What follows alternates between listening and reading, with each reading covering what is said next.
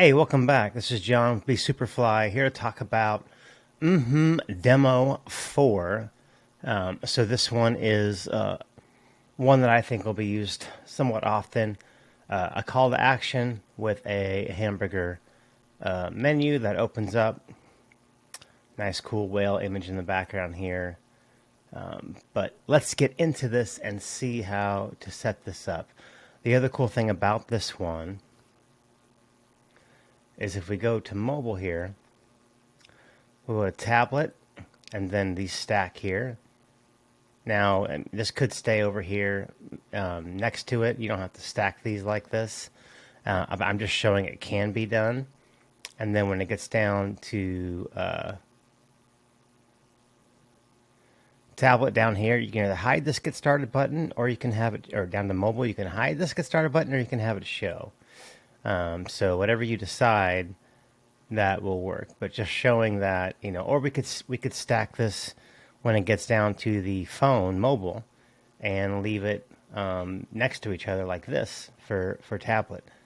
But the way the demo's set up, once it's tablet, it breaks down to these two lines, and that's what it does. So let's check it out, how this one was made.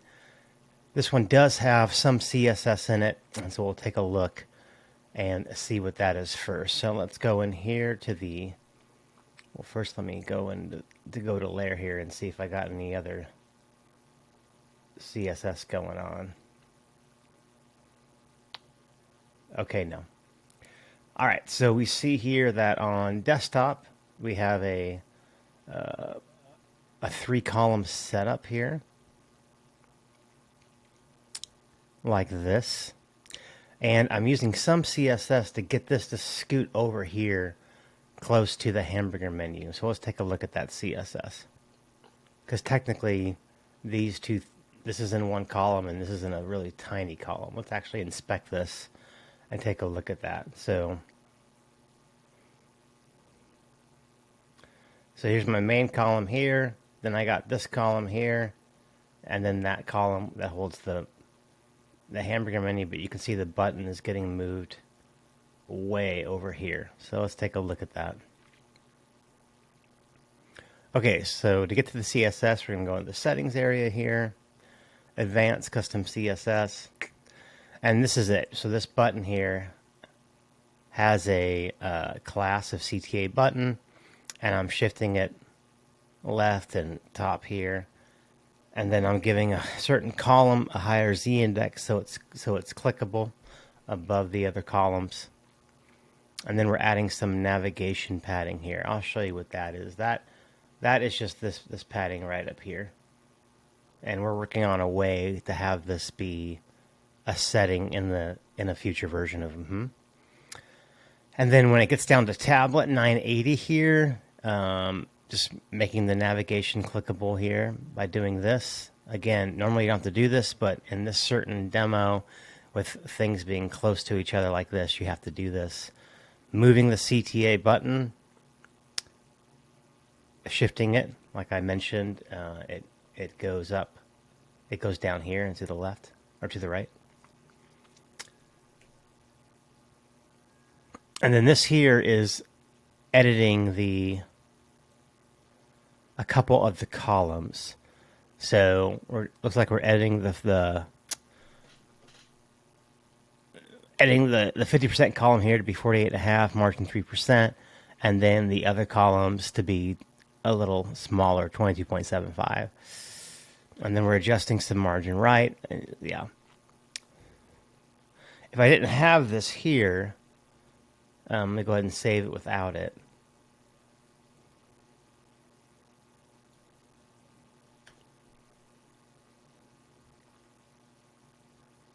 So you'll see that button ends up being over here because that's where the column is. And so it's just good to keep this in there. Okay, so let's take a look here. So here's my button.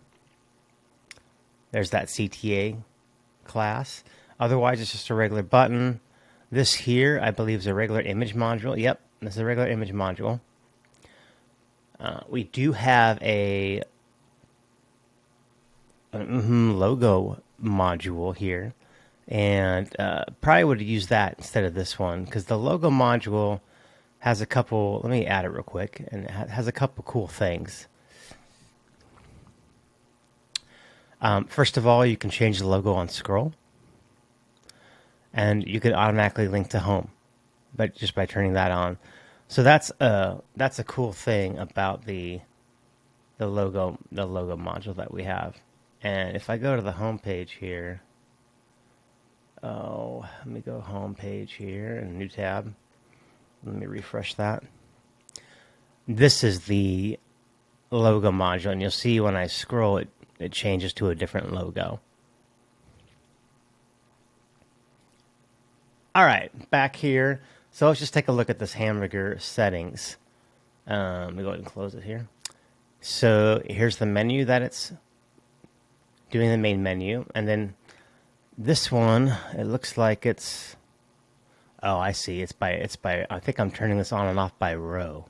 So going to the row here, visibility, yeah. So this one's the desktop and the other one's the tablet and mobile. So I could have this menu, this hamburger, show a different menu for tablet and mobile devices if I wanted. You can do that easily just by changing which menu gets pulled in. Slide in right or full screen, slide in left. Panels or collapsed. I'm a big fan of panels, but you can check those out. Menu button, got some menu animations. You can add text here if you want. And then just your, menu button options, hover, colors. Do I want the edges of the icon to be square or rounded? I'm going to go with square for this one because my button's got sharp edges. And then here's where I can set, I had this whale image here, and then I overlaid it with this blue gradient, and that's how we get this as the background image on our lovely deal. Also, you get you get the style, the header background. So we got these waves up here. Or you could have a background video up here. I probably wouldn't recommend that, but you could do that. That'd be kind of cool to have a header background video happening. And then background overlay. This is going to be the color of this out here. So you can see right now it's set to not 80% white, but you can change that. And it looks like I need to change my close icon because it's too light there. So let's see here. Menu button, menu close button color. Let me grab, I'm just going to sample a color here. I'll just sample this dark blue color from right here. There we go. And let me just put that in. Great. Let me save that. Yeah, menu background overlay, we went over that. Refresh. Menu item spacing. This is just going to be padding for the actual menu items. So yeah, now my close color is that blue color I sampled. And then here's the space, the padding around these buttons here.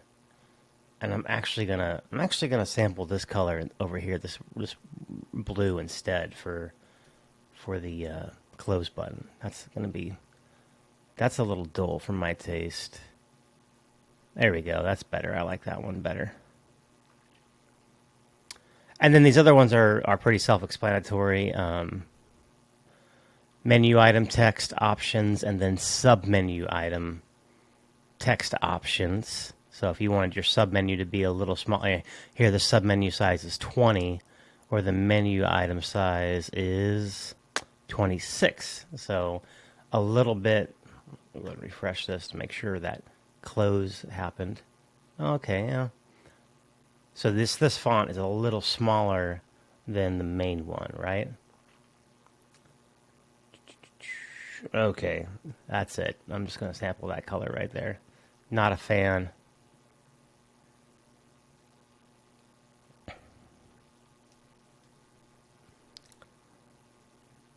Let me see, anything else for this one that I'm missing? I don't think so. And I think this and this are really going to be the same, but the reason I did these as two different things was because of the size of this logo. Oh, and it's only 2 columns here. This one appears 3 columns, and this one's only 2 columns because. Go ahead and refresh this. There we go. This one's only 2 columns because on tablet mobile, we don't need 3 columns anymore. Because these are in the same column now. That's why. All right, cool. And I think that pretty much. Well, oh yeah, one more thing. So this one, you could have it stick, but it was so big that I just felt like I should have the basic one. And so normally, if you're just using one header for most of your website or all of your website, you would go to Divi Theme Customizer, go to the Mhmm item, and then you would choose here what option you wanted. Now I'm choosing stick to top for this one. That's what this one's doing. But if I go to, for this example, this page, I want it to behave differently than what I have set in the customizer. So I can override that. If I go to the demo 4 and hit edit, in the regular WordPress editor, you'll see down here in the sidebar, it says basic style here. So you can override this here. I could say bottom, whatever, but I have it on the basic one. And that's where you set that at. And that's pretty much demo 4. All right, y'all. Thanks for checking it out.